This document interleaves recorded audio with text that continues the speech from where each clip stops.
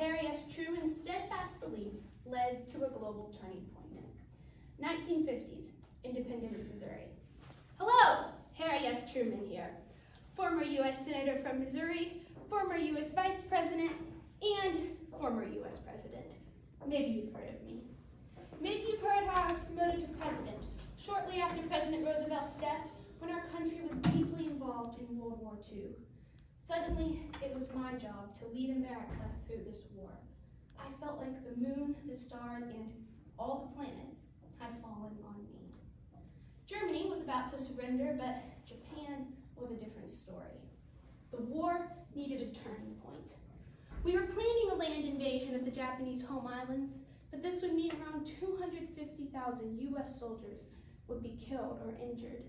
And you don't feel normal when you have to plan the deaths of so many American boys who are alive and joking and having fun while you're doing the planning. You probably know that in the end, I decided to use the new atomic weapon to end the war with Japan. Many would say that dropping the atomic bomb on Japan was the most significant decision of my presidency, and I suppose they are right. But for me, it was not a hard decision. I have always been highly concerned with the well-being of U.S. soldiers. When I was a battery commander in World War I felt personal responsibility for the lives of the men under my command. Later, during my time as a U.S. Senator, it broke my heart when the sons of my World War I comrades lost their lives in World War II. Using the bomb was a terrible decision, but I made it. And I made it to save 250,000 boys from the United States, and I'd make it again under similar circumstances. August 13th, 1918, France, World War I.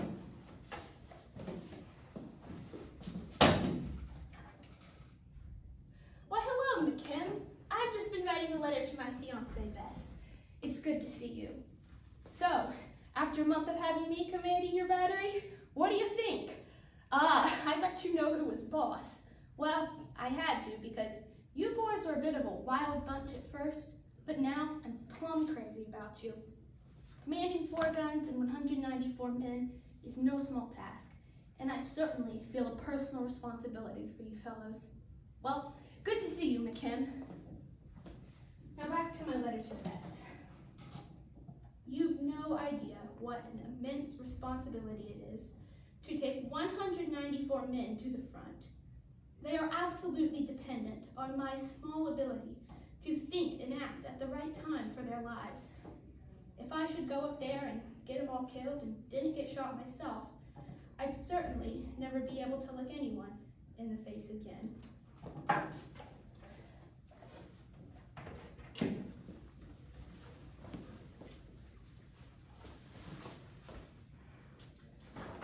August 1944, Washington, D.C.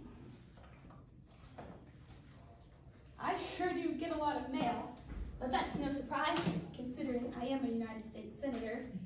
Now that President Roosevelt has been nominated as his running mate, this mail should keep up. Well, look at this, a letter from A.B. Burkhart, my old friend from the war. His son Bob is a Marine. Let's see what he has to say today. We received a telegram telling us that Bobby was killed in action. You knew the boy, what a good boy he was, and how much I loved him. Captain Harry, I know you couldn't be a revengeful beast, but please, keep our government tough enough so that the lives that have been lost would not again have been wasted.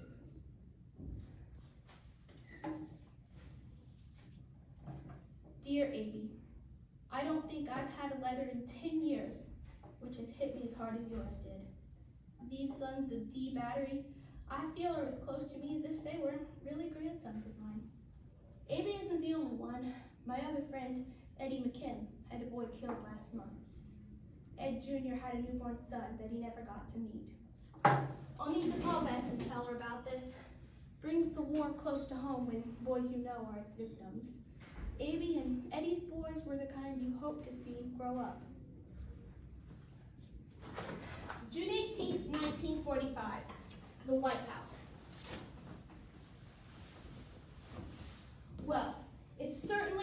to meet with the Joint Chiefs of Staff of the United States military. Now that President Roosevelt has died and I am president, I am responsible for leading America through this war. As Admiral Leahy expressed in his memorandum, I called this invasion for the purpose of becoming better informed of our plans to invade Japan. My goal is to defeat Japan with as few American casualties as possible.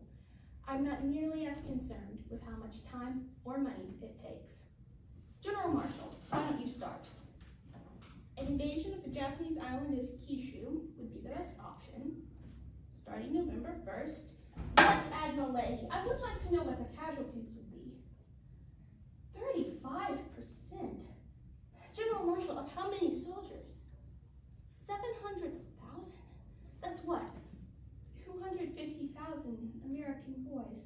Yet, all of you, the Joint Chiefs of Staff, view this invasion as the best option. Now, Secretary of War Stimson, at a meeting a few months ago, you informed me that the U.S. would soon complete a very powerful weapon, so powerful that a single bomb could destroy a whole city. But since this weapon isn't yet a reality, let's go ahead with the land invasion. July 25th, 1945, Potsdam, Germany. Lord Mountbatten, General Marshall, thank you for meeting with me. We are currently preparing to invade Japan, but I was recently informed that the U.S. has successfully tested a new atomic weapon. This is the most terrible bomb in the history of the world, but I believe it could end our war with Japan and make the invasion unnecessary. Are we in agreement then? Let's do it. It's time to turn this war around.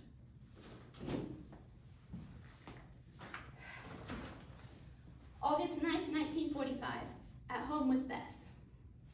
Well, Bess, we dropped the bomb on Hiroshima and the opinions are coming in. A few days ago, I received a telegram from Senator Richard Russell telling me we should quit asking the Japanese to surrender and just pound them with atomic and conventional weapons until they beg us to stop. I also got a telegram from a Christian pastor, and he thought we shouldn't have used the weapon at all. And of course, in Potsdam, General Eisenhower was opposed to using the bomb, and even the scientists who developed the weapon had serious moral concerns. Bess, you know, and I told Senator Russell, I have a humane feeling for the women and children of Japan, but I also want to end this war and save as many American lives as possible. And I think the Japanese will hold up soon.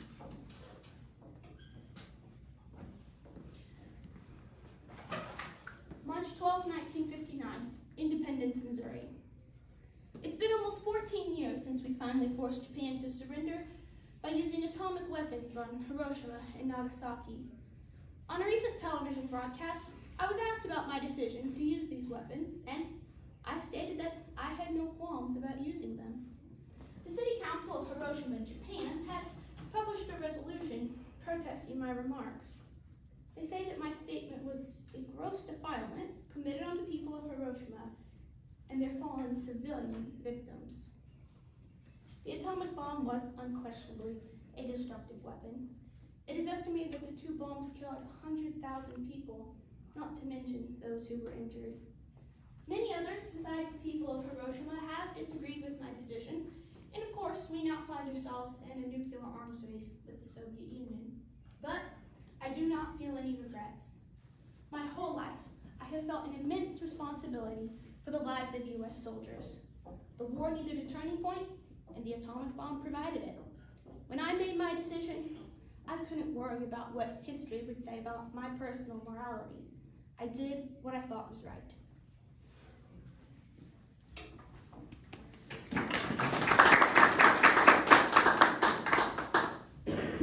Tell us about your primary sources. What source or sources were most important to you in developing this? So I use primary sources a lot because I'm a historical purist. That's what I wanted to do. Everything in my performance basically comes directly from a primary source. I went to the Harry S. Truman Library in Independence. That was amazing. I loved it. They bring you out boxes of sources. I also looked at some of their online resources. But the most valuable source for me was correspondence between Truman and A.B. Burkhart, because that's nothing you could ever find in a secondary source. I saw it, the letter Truman wrote to his wife talking about Mr. Burkhart and his son dying. And that, like I said in my process paper, that really opened my eyes to a new side of Truman, that, because up until that I had seen his matter-of-fact kind of cold, almost cold-heartedness about the bomb. Like, I was like, does this dude have feelings? And when I saw that letter to Bez, I was like, he does. It's the soldiers that bring out the feelings, and that's why he can be so matter-of-fact about the bomb. And so I found that letter, and Randy Sowell, archivist at the library, helped me find further correspondence, including the letter I read and Truman's reply. I read excerpts from that. So those were by far the most useful primary sources in developing my argument. So you described this in your performance, but in what way was this a turning point for the world? Well, in two ways. Number one, the bomb ended the war. And like he said, we need a turning point for the war. He wanted to turn the war around so that it wasn't going on. And obviously that had major ramifications for a lot of individual people, both in America and Japan. But it also was a new kind of weapon. Like, there had never been this type of bomb that could be so destructive. And it showed the world that we can make this level of weapon. And people, that was a turning point just in warfare, how we think about warfare, how we go about it also. So it was kind of a turning point in two ways. I mostly focused on the war side of it in my performance because I know that's what Truman was thinking about the most. But like in my At Home with Bess scene, he got the letter from the scientists, and that's what they say is like, they were like, we developed this, but we're not sure if you should use it because this is setting kind of a dangerous precedent of like, we just destroy whole cities in one bomb. That's also what the Christian pastor said as well. So I touched on that just a little bit also. So in your research, were you able to like find any like sway of public opinion on like Truman as a president for his decision, and like have like maybe like, the public opinion like in today's world? I didn't focus too much on that because the goal of my performance is to answer the question that I genuinely wondered, which is why did Truman want to drop an atomic bomb? And so I didn't dive into that a lot in my research, but I have seen a variety of opinions on him in the world. But I didn't try to tackle that too much because I wanted to stay focused. The choice to follow him in costume through the ages, let's say. Where did you come up with that idea? I guess I just thought of it. I don't know. It's been so long since I wrote this. I don't honestly remember. Okay. But I did because I wanted to show that this wasn't out of a vacuum. That his whole life he had felt this responsibility for U.S. soldiers, and so I wanted to show in World War I he felt this way towards the men under his command, because he had 194 men directly under his command, and his decisions could decide if they lived or died. And like I read in the letter he wrote to Bess, he felt that acutely, and he felt this deep like care and concern for them. And I found several interviews with soldiers who say that he cared about them more than other battery commanders. And then of course with A.B. Burkhart and Eddie McKim, that's an example of a World War II soldiers, and he feels that way towards them. He says he hasn't had a letter in 10 years, which has hit him as hard as A.B.'s did. And then, so I wanted to show that the bomb was just a continuation of what he already believed. It was nothing new happened about him. He had these beliefs his whole life. It was just the natural decision based on what he knew about the war, how he thought it would go with an invasion. So I wanted to show his wartime experience, his time as a senator, and then just transition into his time as president and show that it's one continuous beliefs that are guiding him through those. Thank you. Anything else? Great, thank you so Thank much. you.